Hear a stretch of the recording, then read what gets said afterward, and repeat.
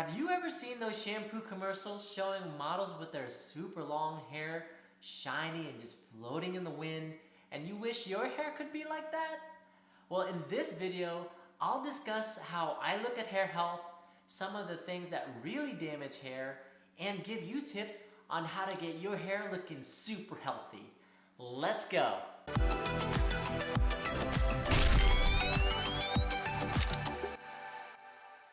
Hi, I'm Dr. Pham. I'm a board-certified dermatologist and PharmD. My channel is dedicated to helping you look and feel your best in your own skin by teaching you how to take care of your skin, your hair, and your nails. I upload a new video every week, so hit that subscribe button and the notification bell so you don't miss any of it. Also, as a side note, I have no financial disclosures to make. Alright, let's start by talking about what damaged hair actually looks like. Now, I'll be primarily focused on hair that's on your head and not anywhere else. So hair damage comes in a lot of flavors, and I usually look at three main things. That's texture, shine, and breakage.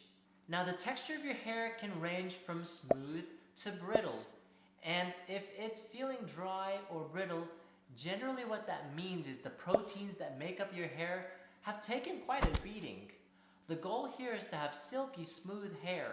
And if you have curly hairs, you should still be able to feel the smoothness, although it might not be as visually obvious as straight hair. Luster or shine is another key feature of healthy hair. Now, in direct light, natural hair without any products in it should have some degree of light reflection. Lusterless hair usually indicates chronic damage over time, and you can compare this to a tumbleweed that's rolling in the wind. Now, individual strands of hair are actually very tough. For healthy hair, it may require quite a bit of strength to actually break the hair or snap the hair due to the strength of the individual protein coils. But when you find that your hair is breaking off very easily, whether through combing or gently working your fingers through your hair, it could signify weak points in the hair strands. That's a telltale sign of chronic hair damage. Damage can also look like split ends. Now, truthfully, all hairs experience split ends at some point if it grows long enough.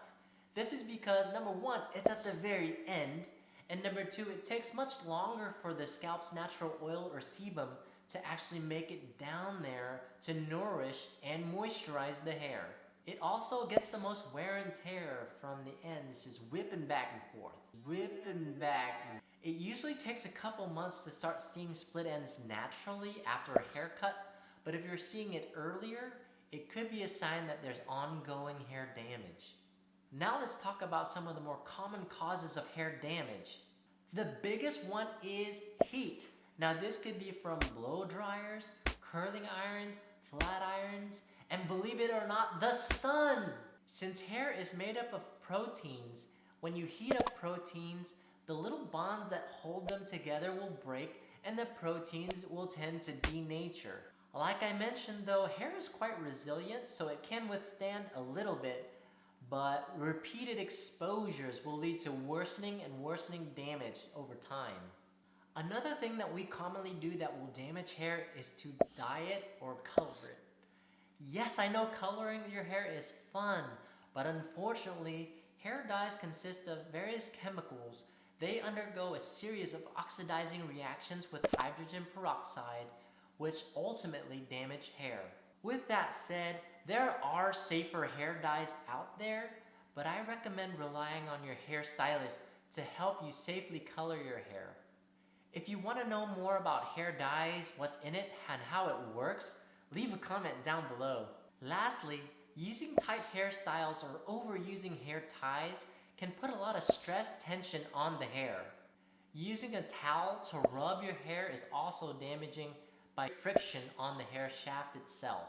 I'll be putting out a video on the topic of hair loss related to chronic tension in a future video because I think it's very important and I want to spend more time on it, so stay tuned.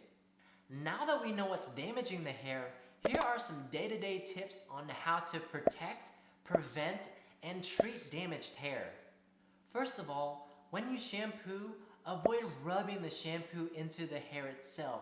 Instead, work on massaging your scalp with the hair like this, working it into the scalp and then allowing the lather of the shampoo to work its way down the hair. Friction is not good for the poor little cuticles. Next, always use conditioner after you shampoo because it will penetrate and lock in moisture to the hair and seal up the cuticles. It also coats the hair with a protective layer that gives it strength. This will reduce breakage, split ends, and reduce frizziness. Now this next tip is very important. The ideal way to dry your hair is to air dry. I know what you're saying, we don't have time for this. So to speed it along, I recommend using a microfiber towel, which is very good at absorbing moisture, to blot your hair and absorb that excess water, and then that will speed up the drying time. Now you can use a blow dryer, but I would say limit the time you use on that and use low heat or no heat, okay? But ideally, the best way to do it is to air dry. Now the next tip is to avoid aggressive combing or over combing. The role of combing itself is simply to detangle hair. Now if your hair is curly, the best time to comb is when it's wet. It makes it easier to separate the strands, decrease the risk of tangling when it's dry, and maintains the curly pattern. In fact, detangling your hair while shampooing helps a lot. If your hair is straight, combing your hair when it's dry reduces the risk of breakage and damage. Believe it or not, when your hair is wet, it is in a very fragile state that's very susceptible to trauma. Hair is at its strongest state when it's dry. The next tip is fairly obvious. As I mentioned, heat can cause a lot of damage. So limit your curling irons or flat irons to every so often. I would say a special occasion or every now and then. Also, get that heat protectant on your hair as well. That's a total must. Comment down below and let me know which heat protectant you like the most. My next tip is to go get your hair colored by a professional hairstylist. Those at-home hair coloring kits are actually pretty terrible for your hair if you don't use the right ones. Also, try to stay within 3 shades of your natural hair color. If you go any lighter than that, typically that's more damaging because it requires more of that peroxide and more of those chemical reactions required to get you there. Next, don't stack hair treatments on the same day. That is, if you're gonna perm your hair, don't color that day. Give it a few weeks to allow your hair to recover. And always perm first, then color. The last tip that I have may be obvious, but put a hat on. The sun is quite damaging, so protect your hair like you protect your skin. And there you have it. Those are some of my best tips on how to get you that shampoo commercial hair shine that you've always wanted. If you like this video, please click like. And if you have any questions or comments, leave them down below and I'll get to them. If you haven't already, remember to click that subscribe button and the notification bell so you don't miss any of the new videos that come out every week.